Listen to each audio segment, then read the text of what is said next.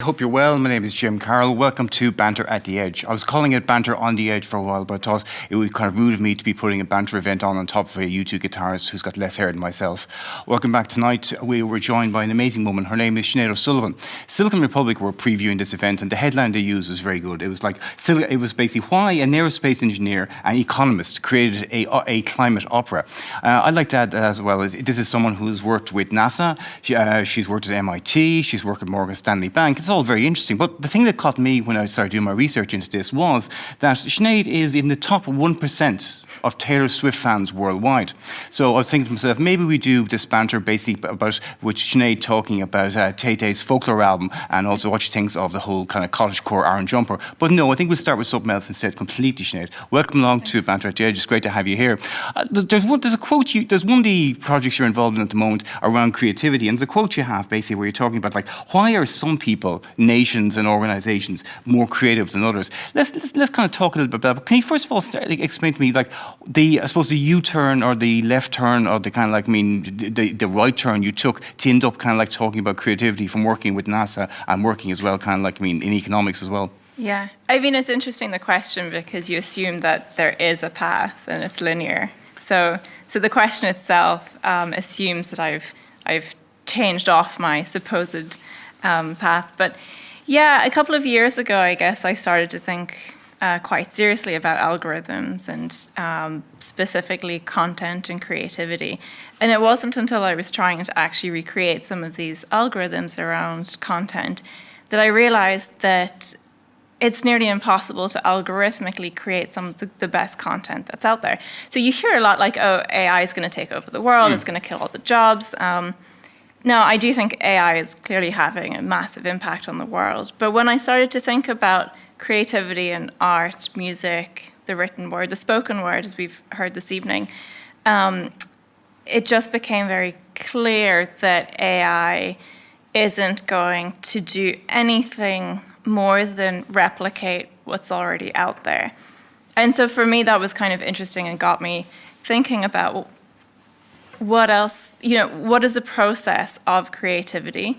If we did want to create an algorithm that did something very creative, what are the kind of inputs that we need to give it? And that kind of got me way, as you would think of it, left field, and started to think about what is creativity and how do people be creative? And not only people, but organizations, nations, how do we become industrial, innovative?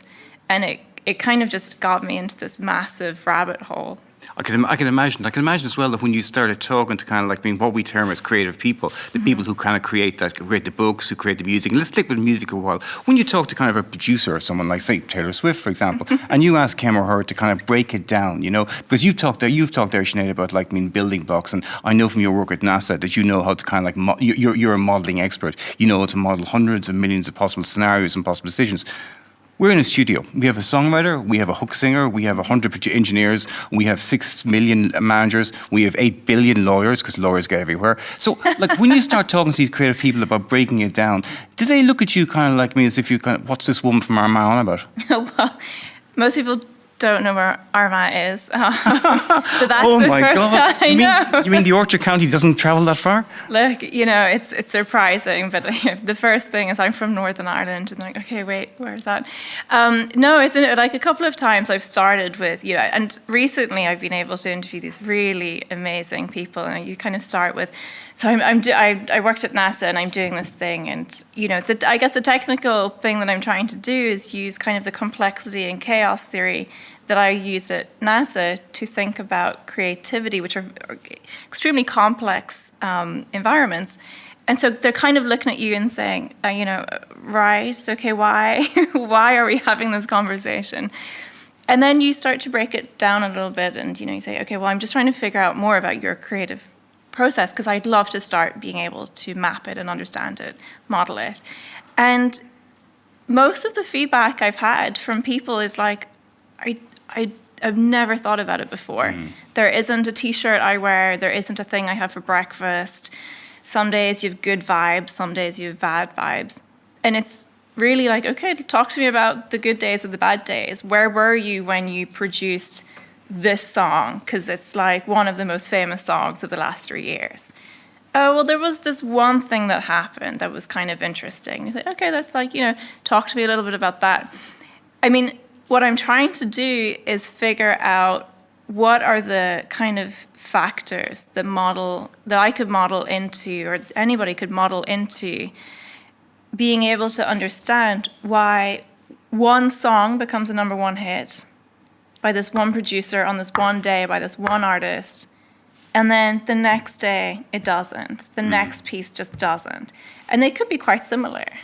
You said something to me earlier on, like, you were kind of saying that you were more interested in the misses than the hits. You were more interested in kind of rub it off than shake it off, that you were, and I'm curious about that. Why did the misses provide more opportunities for kind of modelling than the hits? Well, Shake It Off is my least favourite Taylor Swift song. Look, Sinead, so. it's the only Taylor Swift song I know, right? So let's be honest here. You'll know more by the end of this.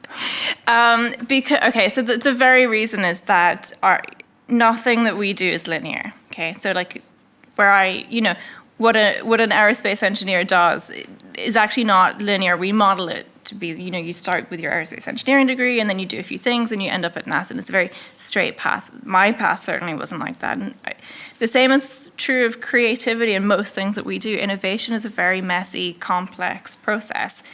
So a lot of economists and kind of people who research around this area often say, well, let's look at that one company like Apple. And what are all the things, because we know that that's a hit, and we know that we want to replicate that outcome. So let's look at the factors that kind of went into creating that outcome. And then they kind of say, okay, we just need to recreate these somewhere else or for another company, and then we'll have another Apple. When you actually start to understand the journey of companies, startups, songs, producers, you realize that you can't take Shake It Off, for argument's sake, and kind of work backwards and say we just need to do that again and again and again. It's actually much easier to look at, with the Apple example, Nokia. Why did Nokia fail and Apple succeed? And it's really only when you start to look at the misses instead of the hits that you can say, I can actually isolate here some factors that play a much more important part in the process than others because there's less noise. Right. Give me an example of those factors. So I mean, for example, so with music, a lot of them can be a good pairing of producer to artist. Their vibe. I mean, these are all kind of qualitative qualities or things, factors that I haven't yet been able to quantify. But in startups, we can think, Apple and Nokia. I mean, some of it's what we would perceive as luck, like even by virtue of us being here and meeting today, and this is kind of where we move from chaos to quantum theory, there are many worlds that exist that have us not being at this table today. I met one of the organizers of this conference or festival very randomly, and we ended up making an opera together. Had any of the 10 million things that happened that got us here not happened, someone else would be sitting here, and I don't know, someone else could be sitting there. And so there are billions of universes that could, and according to kind of quantum mechanics, do exist, and we're lucky that we're in this one. And so by thinking about some of those lucky events, maybe an entrepreneur meets someone and they become an investor. Maybe they get a contract because they networked with the right person. There are all of these kind of what feels like very qualitative lucky things that are happening that actually can and have been quantified in other fields and could be quantified in creativity and innovation. Wow. I mean, there's one of those kind of like, I suppose, random chances is the fact that you ended up at NASA when you were 17, And we talked last week on the phone about like motivations and all that. Like what motivated you to apply for a space camp at NASA when you were like a 16, 17-year-old up in Armagh looking at the stars?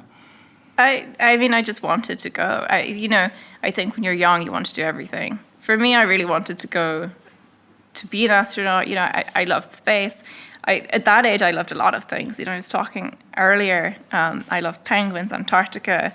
I wrote to David Attenborough asking if I could go on an exhibition. Like, there are very few things that I didn't try to do when I was 16, but I loved physics, loved philosophy and kind of astrophysics. You know, I had a physics club and we formed a band called the UV Catastrophe, named after, you know, tipping our hats to a Dutch physicist. But yeah, I guess I was lucky that I got to go. And it was actually even lucky that I randomly met someone who told me about it so that I could go.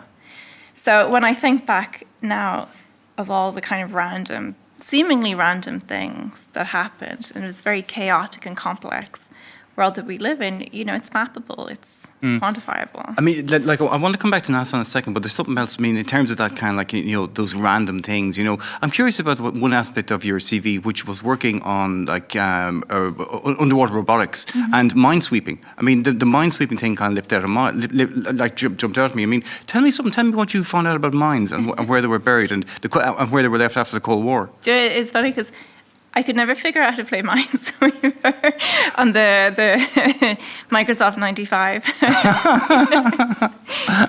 So it's ironic that I ended up working on a really cool project for the US Navy. And I mean, you know, when mines were kind of left behind by USSR and other kind of warships back in the day, I guess how they would, the ships that were laying the mines would follow, I mean, back then we didn't call them algorithms. They just, you know, the captain of the ship chose kind of randomly a route that he would follow, and they would just kind of drop mines periodically. Now, it's claimed that they don't have the routes that they took and that we don't know where they are right now, which obviously poses huge threats to US and ally ships that are in these waters. And so one of the really cool projects that I worked on was actually using ROVs, kind of underwater autonomous vehicles, and detecting mines and using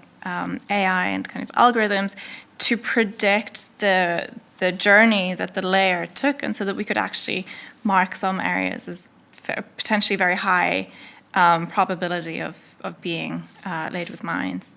And so then sending kind of minesweeping, or a lot of the time they don't kind of, you know, they just leave them there but clear the area. And so being able to map something like that is crucial for the US and allies, because I mean, historically there have been huge incidences of loss of military ships because of that, with the loss of lives, US and ally lives. So, yeah, seemingly random.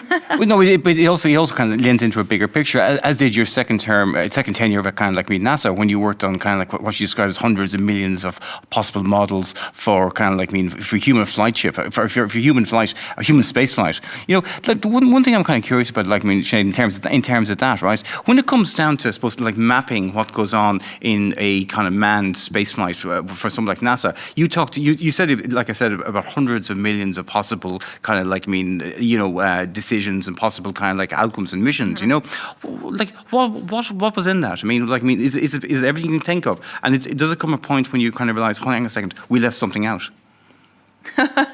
Yeah, usually you realize you've left something out when you've been running your code for 3 days and you have to start again.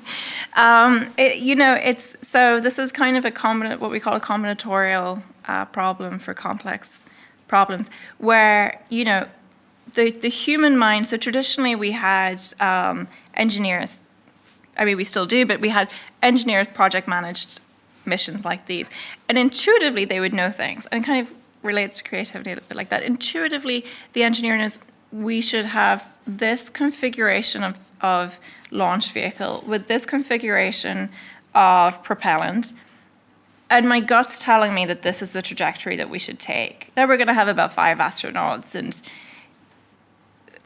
when you start to multiply the risk, but also the number of possibilities of alternatives, and whether or not we could actually optimize using the alternatives, you start to realize that the human brain isn't capable of thinking about dimensions that are, I mean, we're talking about multi-dimensional analysis of thousands of billions. They call it a combinatorial explosion. And so your gut instinct, kind of like a producer, might be there and says, I think we should do this or we should do that. And it could be a hit, but it could also not be. And so what I would do is take all of the possible variations for propellants, all of the possible variations for launch designs, all of the kind of trajectories, and, but there might be 400 of those design decisions, and they might each have 10 different possibilities each, and do kind of a complex analysis and figure out, okay, well, we have these constraints, we have these safety kind of qualitative factors, we have safety concerns, and this is the amount of science return that we want to get back from Mars. And then you can start to narrow down what we call the design space, which is this really funky, multi-dimensional looking graph. And you can start to say, okay, now there's like 400 million possible designs, and you get to pick one. Wow. I mean, it's interesting. You casually made a kind of comparison between putting together modeling for NASA versus a producer in the studio going with their instinct. If a producer in the studio goes with the instinct and it's wrong, you end up with an expensive miss, and you might get a hit. But I can imagine with NASA, if you end up with a miss, you end up with something like a Challenger. Yeah, and I actually modeled for a different project the fallout, the trajectory of the fallout of the Challenger mission. Like the space industry is one that is completely focused on safety above and beyond anything else. It's a very small community as well. We've seen incidents before in Mexico. Brazil. The launch pad unfortunately blew up and wiped out half of the agency, and expensive mistakes in the space industry are expensive. And so it's your gut instinct when the human brain is not capable of thinking about 400 million dimensions isn't enough in the age of having supercomputers and quantum mechanics and like understanding how we can think about two things simultaneously. Yeah, I want to come back to that Silicon Republic headline and the last part of it, which was the opera. Do you want to talk a bit about that? Like, seeing as we're here at an event which is kind of like, it's supposed to value in creativity and music. Where does the opera come into the whole setup, Sinead? I mean, it's like everything else, kind of random or seemingly random. So I have been thinking, I've been doing a lot of kind of work in the creative space recently and have been thinking about operas. There's this amazing organization called Opera Vision EU. And over lockdown, they had started these kind of weekly mini concerts, 5-10 minutes each, where their professionals had kind of worked together in groups where they had met each other and created something kind of contemporary. And I thought this was amazing because opera, I'm trained in a classical instrument, but opera still feels a little bit inaccessible to me. But these contemporary versions seemed really accessible. And so I really I emailed them and they said, look, there's kind of only professionals that can do this. And I thought, okay, I'm going to have to find my own people to make an opera with. And that evening I went and discussed this with a couple of other friends. And 2 days later, one of the organizers of this event, Shifra, I happened to very serendipitously meet her. And I was like, oh, sorry, you're an operetta. Okay, amazing. I could definitely use your help. And so I told, my idea to Shifra, and she pulled in all of these amazing people, some of them opera professionals, a couple of them friends of mine, one of them colleague at MIT and former chief of staff at Google, another guy from the Jet Propulsion Lab, and, another guy friend. And we decided to do it on climate change. I just finished reading at the time a book written by economists Eric Lonergan and Mark Blythe and Angrynomics, and we kind of took a couple of the themes from that and combined it with climate disinformation. And it was just a really cool project, and actually going through the creative process, trying to understand some of these things. I mean, like last question from me then. Like, I mean, Sinead, thanks very much for your time coming along. But last question, I suppose, as you've been talking there about all these kind of random things that are going on, and I'm also kind of like, I'm curious about like where you think you're going to take that whole idea around modelling and that whole idea around, like, I suppose, like trying to map out where creativity goes with the music industry. I mean, because like, you know, it strikes me as something that, like, when you talked earlier on, you were talking about like Will Page at Spotify, the economist at Spotify, and getting data from him, and it strikes me there's an awful lot of data points out there, but is the right data being captured? And like, is there still a kind of a chance that like the record industry and music industry doesn't understand where you're coming from and doesn't really want to, and it's still kind of going on gut instinct all the time? I mean, I don't think we should remove this gut instinct aspect, but I do think it is. I mean, I think algorithmically we measure things in a very one-dimensional way, and we assume that the world is linear. I think employing this kind of complex and chaos systems-driven approach allows us to say, well, there are these other qualitative factors, and their interactions are sometimes more meaningful than that thing alone. And finding new ways to model those, I don't think, what I'm trying to do is certainly not get rid of artists or get rid of Spotify, but I'm just trying to understand what happens around us in another kind of perspective. So I do think we are leaving a lot of kind of data on the table, and these kind of more qualitative interactions that we have could be looked at a little bit differently. Yeah, I mean, I think it's interesting. You know, the guys at Spotify are doing really cool and amazing things. I'm just trying to better understand where the creator and the machine kind of interact at the edge a little bit there. Like, what happens there? So we'll see. Are you finding it's something that kind of like, you know, like we know where creators are coming in, but those who are like, I mean, I suppose brokering the whole situation, like the Spotify, I'd imagine it's something that they're quite interested in. Yeah, I mean, Spotify as an organization are really experimental and innovative themselves. And they work with people who are incredibly innovative and creative.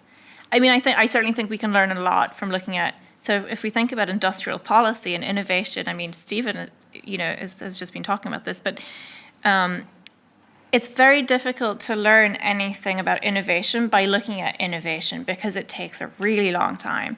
So we can try something new, and then 10 years' time, we can be like, well, did that work or not? And then you're like, there's all this conflation between, well, then there was a crash, and then this other thing happened, so we're not sure. With music, you can make a hit in a week, and you can control some of the factors, the confounding factors. You can, you know, if you speak to the economist at Spotify, you can say, hey, I want to get what you were doing on that week with your algorithms, and you can control for it. And then you can see all the kind of other factors that contributed to a hit without having to conflate the kind of the machine into it all. Wow. Or the economy if we're thinking about industrial innovation. Wow, I mean, it's been a fascinating conversation. I think we have to bring you back to Canada so I can get to the second half of the conversation. So thank you very much, Sinead.